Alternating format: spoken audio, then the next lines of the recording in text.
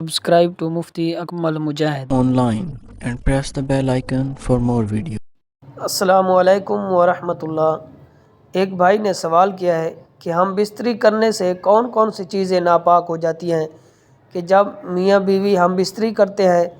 تو ہم بستری کے درمیان کہ کون کون سی چیزیں جو ہوتی ہیں وہ ناپاک ہو جاتی ہیں۔ تو بھائی نے بہت ہی اچھا سوال پوچھا ہے۔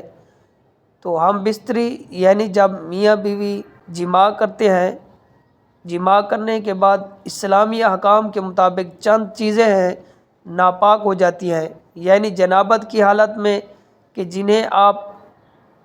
جنابت کی حالت میں جو چیزیں ناپاک ہو جاتی ہیں انہیں پاک کرنے کی ضرورت ہوتی ہے۔ ان میں سے نمبر 1 پر کہ شوہر اور بیوی دونوں کی حالت، یعنی جب میاں بیوی دونوں ہم بستری کرتے ہیں تو دونوں پر غسل کرنا فرض ہو جاتا ہے، چاہے انزال ہو یا نہ ہو، صرف دخول سے ہی غسل واجب ہو جاتا ہے، کہ جب میاں بیوی ہم بستری کریں گے تو دونوں پر غسل کرنا فرض ہو جاتا ہے، یعنی دونوں وہ ناپاک ہو جاتے ہیں۔ دوسرے نمبر پر کہ جب میاں بیوی ہم بستری کر رہے ہیں تو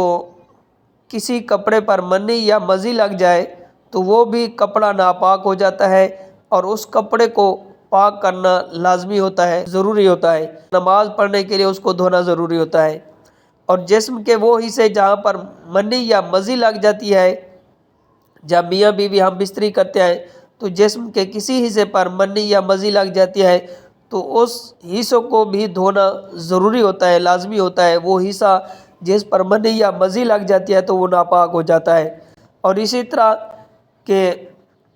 بستر پر کوئی چادر وغیرہ پڑی ہے، اس چادر پر منی یا مزی لگ جاتی ہے تو وہ چادر بھی ناپاک ہو جاتی ہے، اس کو بھی پاک کرنا ضروری ہوتا ہے۔ کہ اس حوالے سے قرآن و حدیث میں کہ جو چیزیں ناپاک ہو جاتی ہیں، کہ اللہ تعالیٰ نے قرآن مجید میں ارشاد فرمایا، یا ایھا الذین آمنوا لا تقربوا الصلاۃ وانتم سکارا حتی تعلموا ما تقولون، کہ اے ایمان والو نماز کے قریب نہ جاؤ جب تک تم نشے میں ہو، یہاں تک کہ سمجھنے لگو جو کچھ کہہ رہے ہو، اور نہ ہی حالت جنابت میں جاؤ جب تک غسل نہ کر لو، کہ اگر کوئی جنبی ہے، جنابت کی حالت میں ہے تو اس پر غسل کرنا لازمی ہے، ضروری ہے، کہ وہ غسل کے بغیر نہ تو نماز پڑھ سکتا ہے اور نہ ہی قرآن کی تلاوت کر سکتا ہے، نہ ہی قرآن پڑھ سکتا ہے۔ اور اسی طرح کہ اللہ تعالیٰ نے ارشاد فرمایا،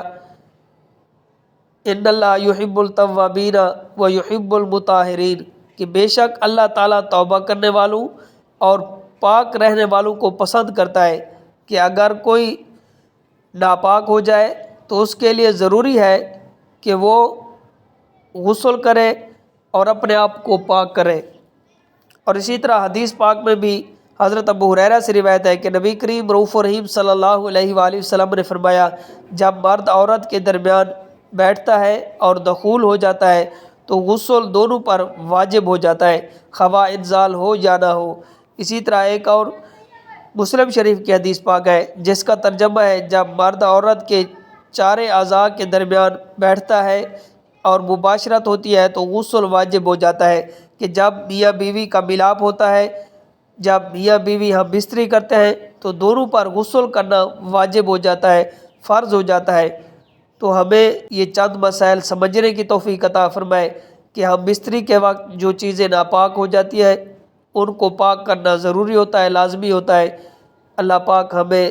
دین کے مسائل سمجھنے کی توفیق عطا فرمائے۔ Subscribe to Mufti Akmal Mujahid Online and press the bell icon for more videos.